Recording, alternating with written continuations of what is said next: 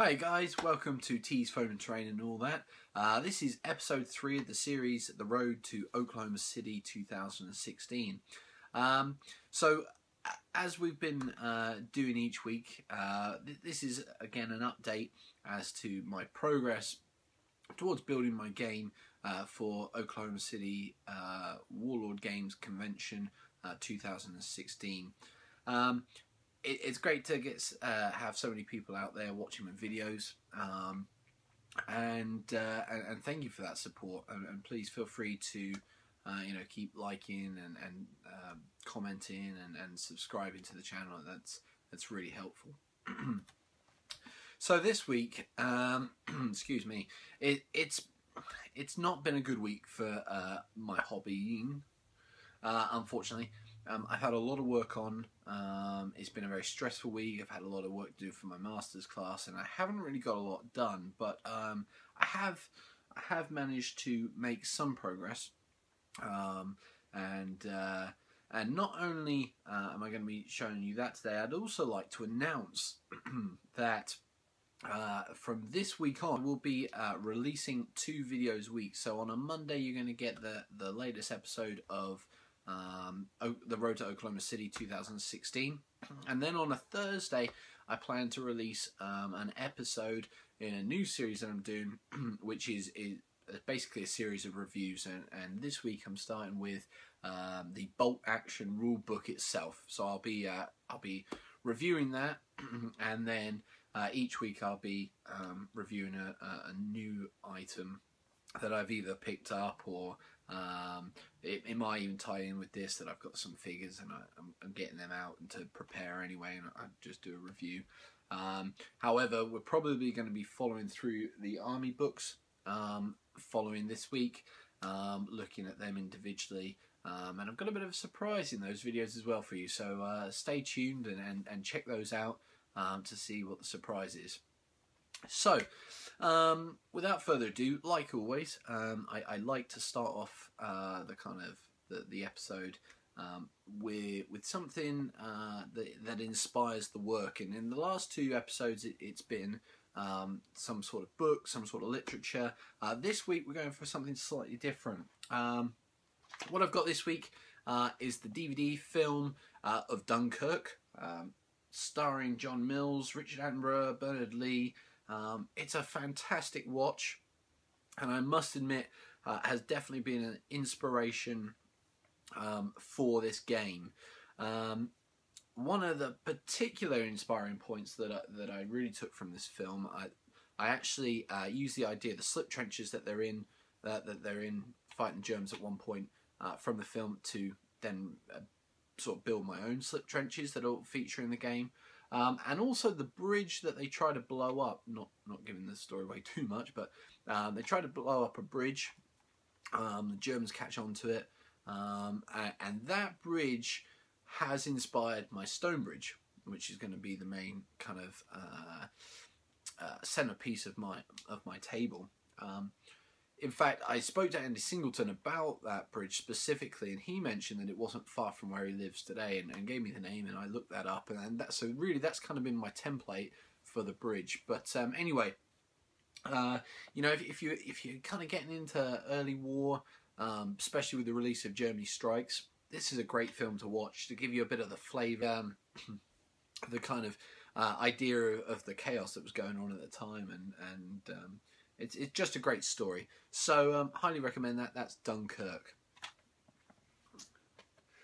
Okay, so time to move on to looking at the progress, and we will start off with that stone bridge today to kind of mix things up. So let's check that out.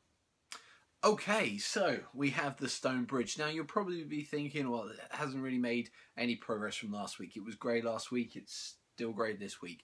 And you'd be absolutely right. Unfortunately, I didn't get time prior to recording this episode to get some more paint on it. And part of the reason is that I'm just a little bit sort of weary. My plan is to kind of build it up, to paint individual stones in a very earthy colour and a mixture of earthy colours to kind of show the difference in tones where perhaps sunlight hits some areas. And I talked also about putting a kind of a greeny wash over the tops, and just, you know, a certain way down the sides to kind of give that mossy effect to it. But I painted it grey, and I'm just concerned that if I do start adding these extra colours, then I'm going to ruin it. So I think I'll probably be wanting to take my time a little bit more with this, and to play around with it, and just, you know, probably even sit down and just start painting out a few of the stones, because I'm going to do it all individually, because of course I'm a sucker for punishment. But anyway, so I'll probably do that, and it's probably going to be something I'm going to need to take an evening this week, a couple of hours, and get that knocked out. And again, I don't want to rush it, so I'm probably going to paint on the bricks, or sorry, the stone, all the different colours. Then I'm probably going to do some sort of wash over it, maybe an earth grat. I can't even speak today. Now there's a GW1. I'm looking at it now. It's Agrax Earthshade. So I might probably even use that to wash it down a bit, and then see what it looks like from there, and then maybe do the green inky wash over the top of that. So kind of that's going to be the idea, and I'm hoping that I'll get this done this week, and then next week I can start to perhaps look at the board that's going to be on.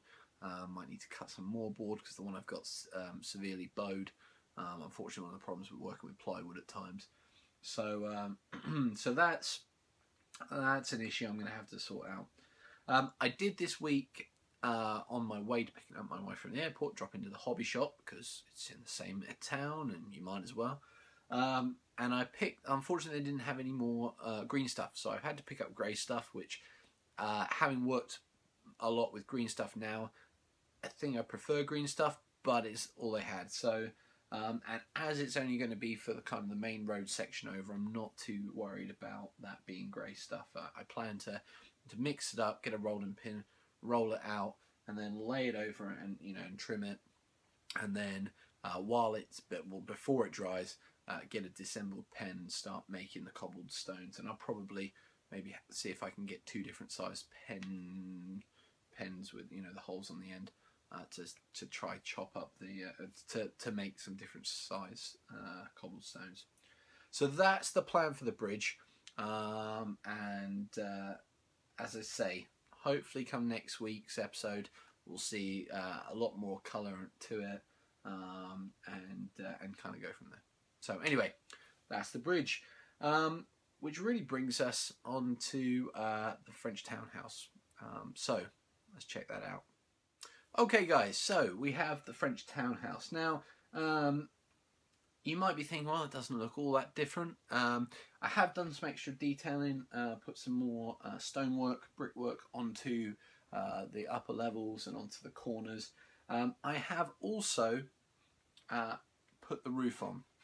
Now, before I take it off, the plan is to have a sloping roof come to a point on the roof, and sloped in sides.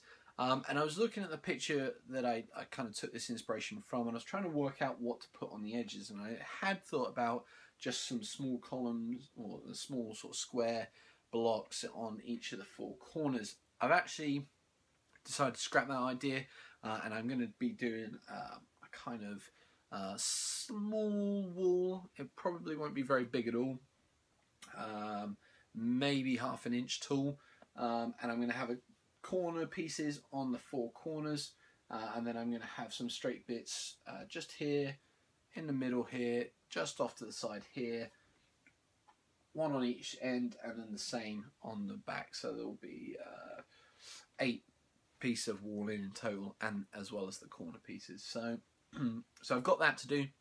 I've got the roof to knock up, and then I'll probably have to do the tedious work of tiling it. But anyway, that'll be then the roof pretty much complete, obviously, other than texturing and painting. The roof, I mentioned I was going to try to work out a way of getting the roof to lock in, and as you probably can see, I'm wobbling it, it's not moving, which is perfect. The way I have done that, remember it's not glued down, is I have cut some foam board. I don't know whether you can see that, it's probably best that way. Cut some foam board and stuck them onto the underside of the roof. Now what happens is that these will then sit inside, all being well, perfect, sit inside the different kind of rooms or sections of the floor, and they lock in place because you can't wobble them because they're hitting against the internal walls. So I've done that. That is certainly an improvement on what I'd done last week. The top floors, I've started to put in the skirting. The door frames are all in. Skirting's, I believe, in.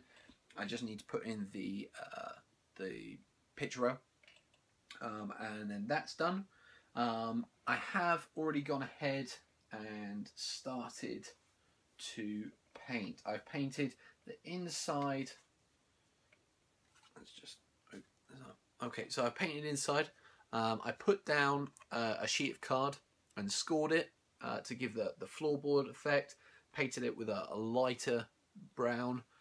Then I painted the skirting and the picture rail, skirting and picture rail, and the windowsills. So I've done that. I have also, let's just see that sits in there.